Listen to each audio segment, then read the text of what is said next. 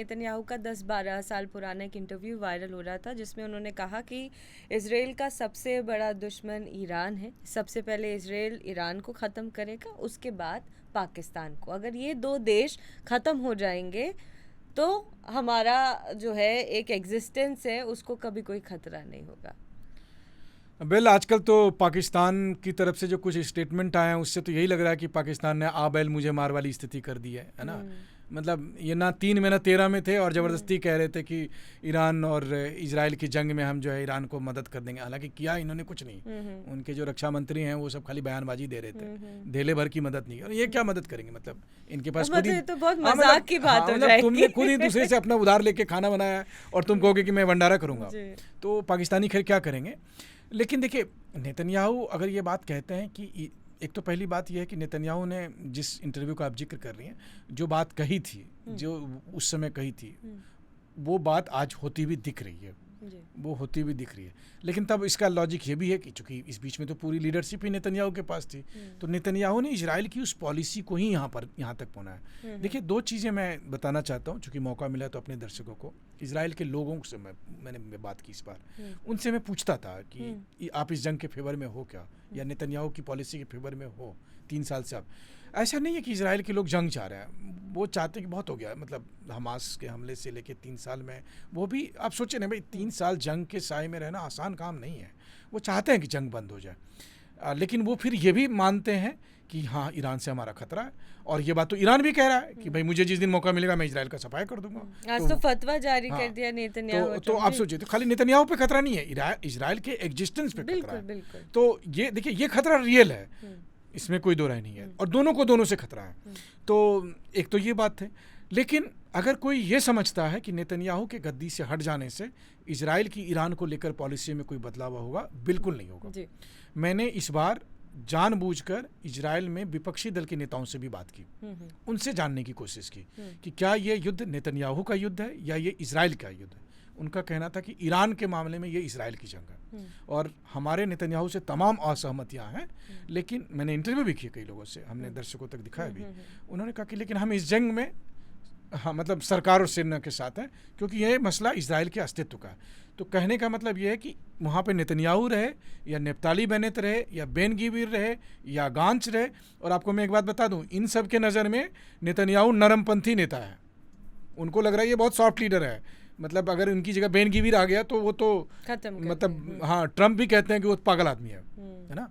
तो बेन गिविर तो क्या करेगा आप सोचिए, वो तो कह रहे हैं कि आज ही जितनी ताकत है। लेकिन एक अंतर है, क्योंकि जैसा जब अभी भी हम डिस्कस कर रहे थे कि एक पॉलिटिकल रिजीम अगर चेंज हो गई तब इजराइल को कोई प्रॉब्लम नहीं होगी, लेकिन ईरान का वो मकसद ही नहीं। ईरान का मकसद है कि इजराइल पूरी तौर पर ख़त्म हो जाए, मतलब वो कोई इफ एंड बट वाला मामला नहीं है कि कोई पॉलिटिकल रिजीम चेंज हो जाए, पूरी जू कम्युनिटी से उसको प्रॉब्लम है। तो ये एक बड़ी प्रॉब्लम नज़र आती है। नहीं ये बात सही है, ये एकदम बिल्कुल बात है। ईरान और इजराइल दोनों का एक दूसरे से खतरा है, बस अंतर ये है कि ईरान इजराइल के अस्तित्व को मिटाना चाहता है और इजराइल रिजीम चेंज कर देने भर से काम चल जाता है। उनका मानना है कि बाकी ईरान के साथ हम डील कर लेंगे। बेसिकली उनको ईरान चाहिए, लेकिन कमजोर ईरान चाहिए, और इनको इजराइल किसी भी कीमत पर नहीं चाहिए। जी बिल्कुल ना, ये बात तो एकदम क्लियर।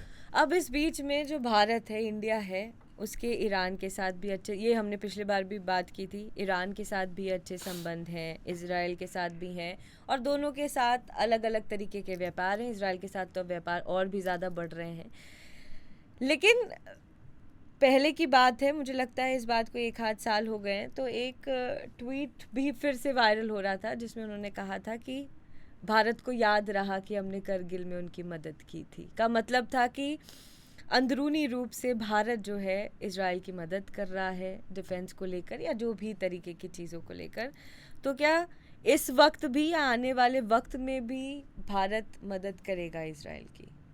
देखिए ये स्टैंड तो भारत का आपको पता है कि बहुत ही क्या है ना कि ये डिप्लोमेसी का एक तरीका है जिसमें आप थैंक यू बोलते हैं, और इजराइल ने भी थैंक यू हमें रिटर्न गिफ्ट देते हैं। हाँ, तो इजराइल ने भी हमें थैंक यू बोला और ईरान ने भी थैंक यू बोला, क्योंकि ईरान के भी पक्ष में है। ईरान के राष्ट्रपति से, ईरान के विदेश मंत्री से हमारे प्रधानमंत्री ने बात की, हमारे विदेश मंत्री ने बात की, हम इजराइल के प्रधानमंत्री से भी हमारे प्रधानमंत्री ने बात की। अच्छा मान लीजिए कि आपके दो दोस्त हैं, वो आपस में लड़ रहे हैं, तो आप क्या करेंगे? सलाह कराने, क्योंकि आपके तो दोनों, तो आप समझाएंगे बुझाएंगे। हमने समझाया, तो भारत की पॉलिसी ईरान इजराइल को लेकर ये कि हम समझाने बुझाने का काम कर रहे हैं, ठीक है, हम इस आग में घी नहीं डाल रहे हैं, हम समझाने बुझाने का काम कर रहे हैं। अब मान लीजिए किसी कंपनी के साथ हमारे इजरायली कंपनी का कॉन्ट्रैक्ट है, जहाँ से हमारे हथियार जाने हैं, गोले बारूद जाने, तो वो जा रहा है, लेकिन इसका मतलब ये नहीं है कि भारत सरकार ये मत रख रही है कि नहीं हम अपने हथियार देंगे इजराइल को। लेकिन अगर इसमें एक चीज़ का एडिशन हो गया, जैसे मैंने अभी मेंशन किया कि नेतन्याहू ने कहा कि ईरान के बाद पाकिस्तान दूसरा टारगेट होना चाहिए, पाकिस्तान ख़त्म होना चाहिए, तब उस वक्त उस अप्रोच में भारत इजराइल के साथ होगा, तब क्या भारत? देखिए पाकिस्तान से डील करने के लिए हम काफ़ी हैं, हमें इजराइल की ज़रूरत नहीं है। और आज भी मिलिट्री के हिसाब से देखें तो भारत इजराइल से कई गुना ज़्यादा बड़ा मिलिट्री पावर है। दूसरी बात यह है कि मेरा अपना जो असेसमेंट है, अगर ईरान वाला मामला सॉल्व हो गया, मतलब इजराइल और अमेरिका के मन मुताबिक वहाँ सत्ता परिवर्तन हो गया, होता है कि नहीं होता ये देखने वाली बात है, लेकिन देर सवेर अगर ये मामला सॉल्व हो गया, तो उसके बाद ईरान के बाद जो अगला नंबर आएगा वो आएगा टर्की का। जी, ये मैं आपको टर्की के अच्छे संबंध इजराइल के हैं, अच्छे संबंध है। देखिए तो संबंध तो ईरान से भी थे। कहते हैं कि तुर्की के नहीं है, लेकिन एर्दोगन जो है वो अपना बहुत पर्सनल काम निकालते हैं। देखिए क्या है, जब मुझे आपसे झगड़ा करना है तो फिर मैं बहाना ढूंढ लूंगा, जी, है ना, फिर मैं बहाना ढूंढ लूंगा कि नहीं आपने मुझे इधर क्यों बिठाया, उधर क्यों नहीं बिठाया। तो टर्की के साथ भी हो जाएगा अगली बार, लेकिन मैं आपको यही बैठाऊंगी, ये अगली बार के लिए पक्की तो बस यही टर्की के साथ है। अभी टर्की से लड़ना नहीं है। देखिए मिडिल ईस्ट में इजराइल के अलावा कोई बिग सुपर पावर नहीं चाहिए वहाँ, मतलब सुपर पावर नहीं, रीजनल पावर नहीं चाहिए वहाँ। हथियार के साथ केवल रहेगा तो इजराइल रहेगा, अमेरिका का प्रतिनिधित्व बन के। बाकी सब कंट्री को का काम है अपना तेल गैस बेचो, पैसा कमाओ और हमको हफ्ता दो। आप समझिए इस चीज़ को, गेम ये है। अमेरिका का रिप्रेजेंटेटिव इजराइल, और इजराइल और अमेरिका मिलके उनसे हफ्ता वसूलेगा।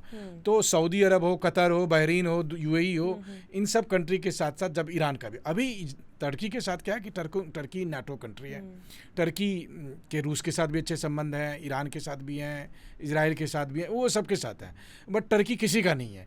तो जिस दिन मौका मिलेगा इन सबको वो लपेटे में लेंगे। और ये बात का पता टर्की को भी है, बीच बीच में उधर उसकी भी फौज थोड़ा वार्म अप करती हुई दिखती है इजराइल के खिलाफ।